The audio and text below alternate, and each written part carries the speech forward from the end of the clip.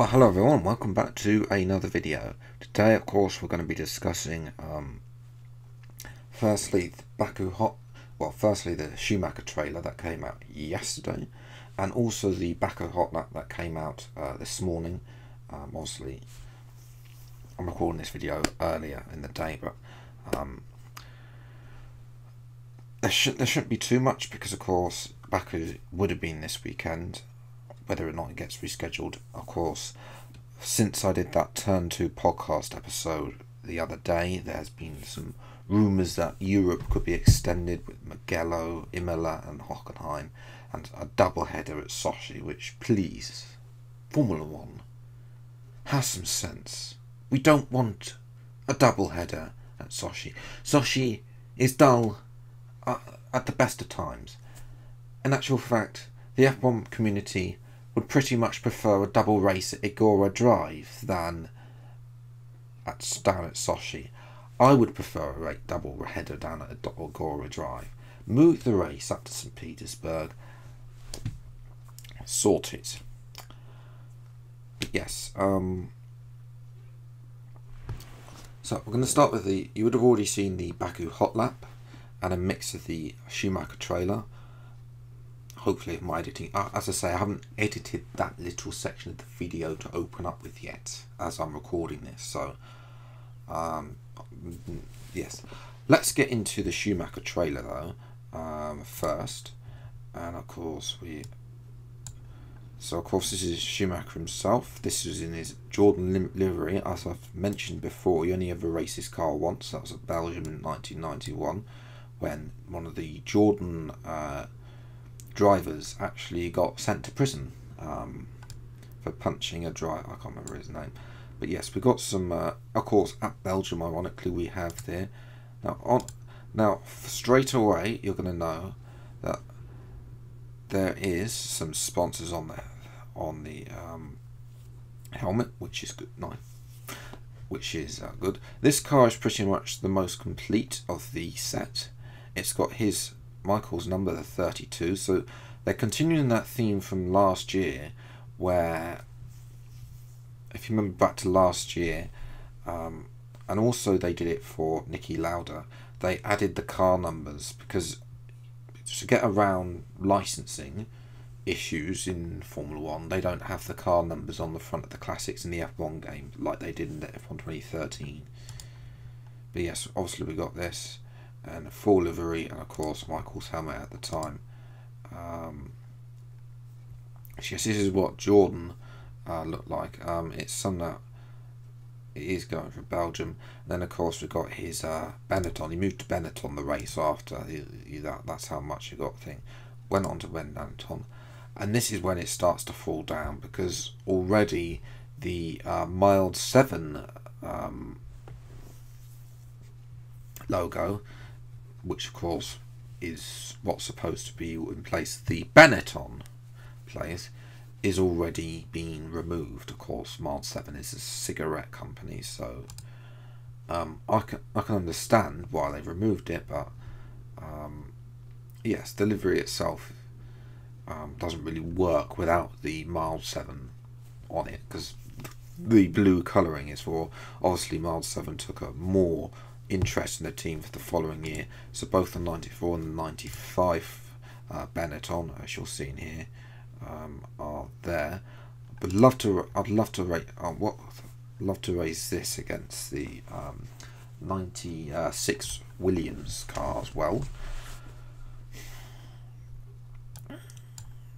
And of course we got the 2000 Ferrari, which we needed another Ferrari. We had the 2007 Ferrari, the 2004 Ferrari. The 2004 Ferrari features in this video as well, but that is already in the game. But yes, you can see here, of course, Michael's helmets have all been fully licensed, so hopefully that will be able to use those in the game, those of you who have spent the extra money. Of course, there is a big hole here for the lack of the Marlboro sponsorship, as of course are on the other cars, so nothing really to expect there. a plain white thing. I think they could have got a bit more imaginative, but there we go. Obviously Mission Winner won't be in the game either, so as you've seen from the car models, but they do need to potentially think about that. And obviously here is the 2004 Ferrari, which I don't know if it's been remodeled or not, but I doubt it. But there we go, it's featured in there. So that's already in the game, so you guys can go and drive that now. And that was actually, I think that's the classic. Most people use that, and the 2010 Red Bull, which had the most downforce when people were actually playing these cars. But yes, there's not really much of content, whether or not there will be some scenarios, or whether it will just be the horrible stuff that they pushed out last year for the Senna Prost stuff, which literally nobody played.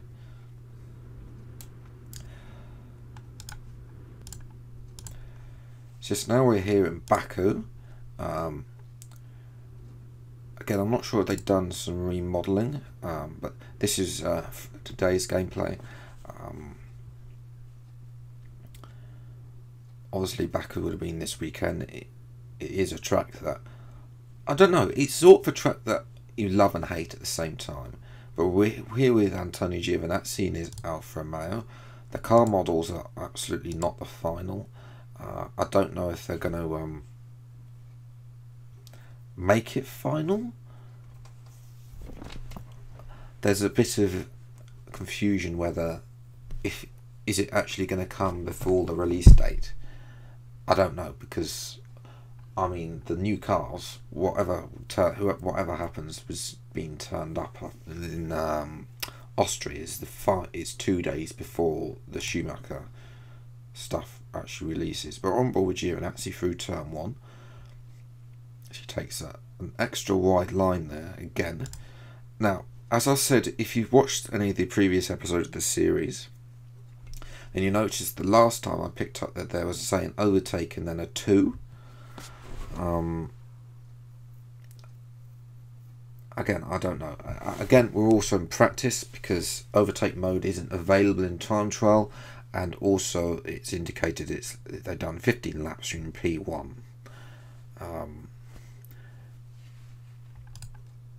But yes, obviously we've got this halo thing. That corner may not be reprofiled. I'm not sure.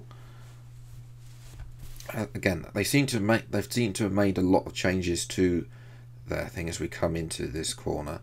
This corner looks pretty much the same on that curb. Seems a little bit more there. This curb, though, however, is still there. You want to avoid that curb, otherwise you can. It seems that some of the high rises have been there. There seems to be a lot of space on that right hand side. If I just rewind here, I don't remember this being so wide, but that might just be my memory. And again, why would you go out there? There's going to be no grip on that thing. Again, that curb's still there as we move into the historic section. There's sort of excuse me, maybe made a little bit wider. That's the feeling in Monaco as well. I think I remember rightly that the track was generally wider, so that might be an all-round thing, that they've made the tracks a little bit wider as we go up through the castle section, which doesn't look too dissimilar, but then of course I'm not watching on board. Then we're coming through to this series of complexes, a lot of curbing there, and then of course we're coming down to the esports corner, which everybody cuts and you can get away with. Again, a lot of curbing. Whoever's been recording this gameplay, as I mentioned in the Vietnam video, they've been taking a lot of curbing, which isn't natural. You don't want. I mean, you want to you want to take in the corners where there's a short amount of curbing. Then yes, it might be advantageous, especially when it's a flat curb. And again, that one we missed. But some of them, the curbs are absolutely monstrous, as we saw in Vietnam. They got a bit slope, and they're just literally, I think, as we're coming up to the line now, this track sort of seems normal. Though I don't remember this building being here, but that might just be not my memory. Of course, I'm not really looking around at the scenery when I'm driving along. And yes, that's a lap of Baku. So yes, that was the gameplay there, and now we're going to move on to some game news. And well, literally the only thing that's been mentioned was an interview that Team at Marduk. I haven't listened to his full interview yet. I should really if I get a chance, then I might get some time to listen to the full interview through, take some notes if there's anything else that hasn't been mentioned before in this series. But basically, this article is taken from that interview with Lee Mather, the dictator of the F1 games. They've done some work on the physics, which may not explain why the tracks feel a bit wider than they have done last year. They've done some work on the wheels and the tyres. I'll come back to tyres in a minute, because that's relevant. But basically, they've also done some work with braking, because of course it was highlighted, well, I'm able to brake shorter times in real life. This of course is the feedback that the real life F1 drivers have been given to the game through the virtual Grand Prix series, and not the Grand Prix, the lot chase series as well. So yeah, there's shorter braking distances in F1 2020, and hopefully a better braking feel for those of you who run without assists. Traction control has also been overhauled. Basically, the real life drivers felt that the medium traction control, which is the traction control, I've recently discovered that medium traction control is the way that I run, and basically apparently that is what a real life Formula 1 car feels like for traction. So the traction control off is going to be like medium traction control in F1 2019, so off into F1 2020, excuse me. So you'll have more confidence on the throttle out of the corners. So obviously lap time is going to be tumbling down compared to F1 2019. Hopefully that also gets through the handling as well. And also dirty air has been tweaked because it wasn't effective enough in F1 2019. Slipstream was far too overpowered, as you saw in the F1 virtual Grand Prix between Leclerc and Albon. They were literally just slipstreaming each other lap after lap. So dirty air is having more of an effect. I expect then this is going to be more advantageous, for the player to make an undercut or an overcut, because of course the effect that expects the effect of dirty air has on the engine, the tyre and the other bits on the car to also be increased because of this. And the final bit of news comes from a Polish site that's selling F1 2020. And basically, it says here, the last sentence here, you can even take part as Michael Schumacher himself. Now, this is something they did in F1 2019 with the Prost and Senna stuff, which, remember rightly, was such a selling point for the game. But basically, they have a model of Michael Schumacher. I haven't seen any images of this yet, but you can take part as Michael in the career mode with his likeness, and whether or not you then choose his number and cars, etc. Hopefully they'll have his helmet available as well for you to be able to pick, but I expect if there's only going to be an overhaul on helmets, then we will of course see that coming through.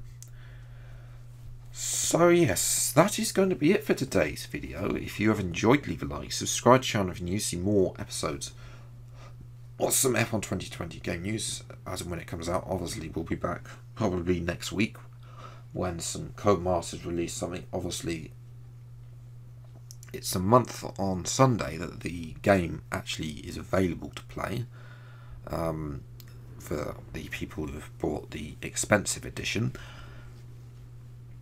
and a month on Wednesday. So only a month to go. We've still got so much has still been hidden Is this going to be for the week before when they give it to the big YouTubers? I don't know, or if we're going to see it for ourselves. There could be another round of presentations, and if there is, then we might be able to see some gameplay from that.